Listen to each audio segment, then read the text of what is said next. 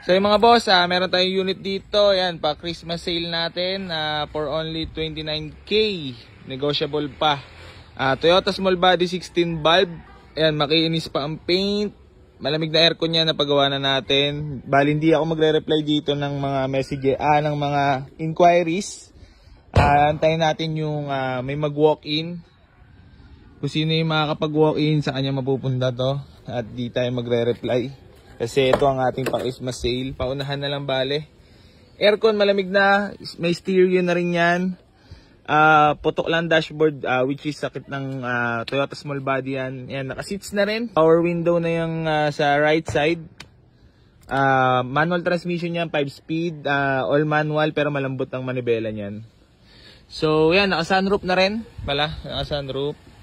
Ayan, pakita ko sa inyo yung gilid. Ayan, naka-steel rim lang. Still presentable ang paint. May mga minor na bulok lang. Then, ang issue is lost plate sa likuran. Yan, and taillight. Naka-muffler. Issue pa, paso. Tapos, minor sa mga pangilalim. Siyempre, presyong motor lang. Paunahan na lang sa may gusto. 29k negotiable. Bagong linis na rin carb nito, tahimik makina, nagtutubig pa tambutso. Gana naman lahat ng ilaw. Ito pa pala issue, door handle. Yan. Dito, door handle dito. Tint na rin. Ano pa ba?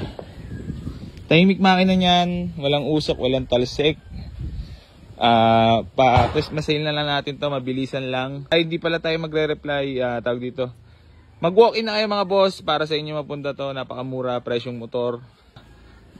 Very negotiable pa sa 29k. Ka na, naka 4 wheels ka na. Paunahan na lang mga boss, mag-walk-in dito sa ating garahe sa may Bacoor lang. Punta na kayo mga boss. Ayan, pa-Christmas sale natin yan. Maraming salamat. Geng geng. Sabi naman ang pagkaka-detail ni Kuya Gerson dito sa ating Toyota Altis. Yan. Talaga namang intact. Pati mga leather seat in-intact,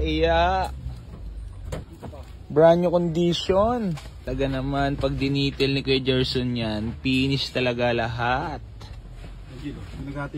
Before and after. Yo. Napakalinis.